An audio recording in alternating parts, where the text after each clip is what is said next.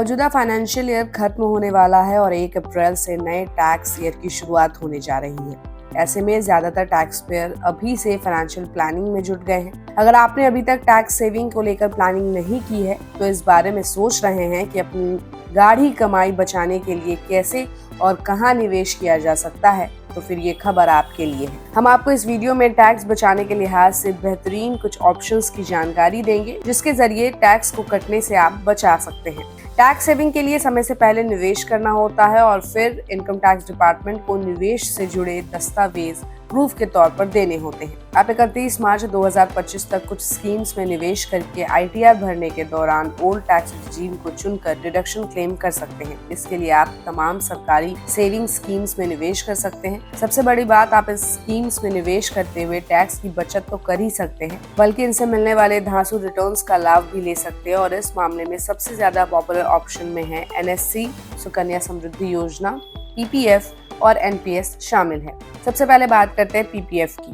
Public provident fund एक long term investment option है और सबसे पॉपुलर टैक्स सेविंग स्कीम में शामिल है। PPF पर फिलहाल 7.1% की रेट से इंटरेस्ट मिल रहा है और इस स्कीम में आप निवेश कर सकते हैं। इनकम टैक्स एक्ट के सेक्शन 80C के तहत PPF में सालाना 1.5 लाख रुपए के निवेश पर टैक्स छूट पा सकते हैं। PPF में निवेश पर सरकारी गारंटी भी देती है, यानी पैसा डूबने का कोई डर नहीं है। आपको बता दें कि पब्लिक प्रोविडेंट फंड में पैसा 15 साल के लिए लॉक इन रहता है। अब बात करते हैं NPS की, नेशनल पेंशन सिस्टम। ये एक सरकारी रिटायरमेंट सेविंग स्कीम है।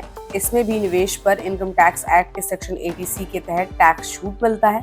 इसमें सालाना 1.5 लाख और सेक्शन 80C के तहत एक्स्ट्रा 50,000 रुपए का भी निवेश कर सकते हैं। NPS में निवेश कर आप इनकम टैक्स में कुल 2 लाख रुपए की छूट का फायदा ले सकते हैं। सरकार भी NPS को बढ़ावा दे रही है। आप 1,000 रुपए महीने से निवेश की शुरुआत कर सकते हैं और कोई भी भारतीय नागरिक जिनकी उम्र 18 से 65 साल के बीच है, इस स्कीम में खाता खुलवा सकते हैं और किसी भी बैंक में NPS अकाउंट खुलवाने की छूट है।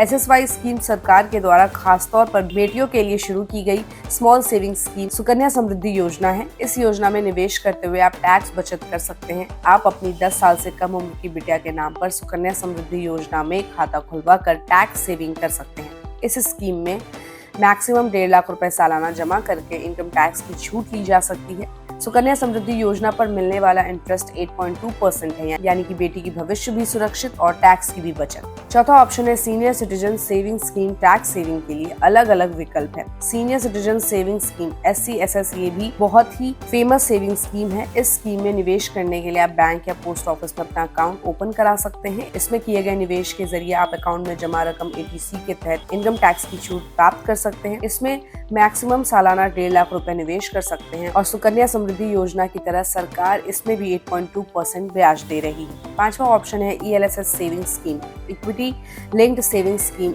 एक प्रकार का इक्विटी फंड है और एकमात्र म्यूचुअल फंड है जिसमें इनकम टैक्स अधिनियम की धारा 80C के तहत 1.5 लाख रुपए तक की टैक्स छूट मिलती है। ELSS में सालाना 1 लाख रुपए की रिटर्न पर टैक्स नहीं लगता है। ELSS में 3 साल की सबसे छोटी लॉक इन पीरियड होती है, जो कि सभी टैक्स बचाने के लिए निवेश विकल्पों में से सबसे बेहतर है। इसके अलावा आप टैक्स सेविंग FD और यूनिट लिंक्ड इंश्योरेंस प्लान यानी कि ULIP खरीद कर भी टैक्स बचा सकते हैं।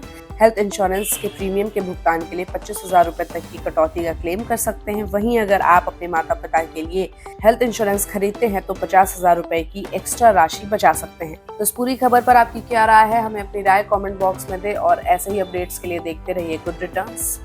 हमारे चैनल को लाइक और सब्सक्राइब जरूर कीजिएगा।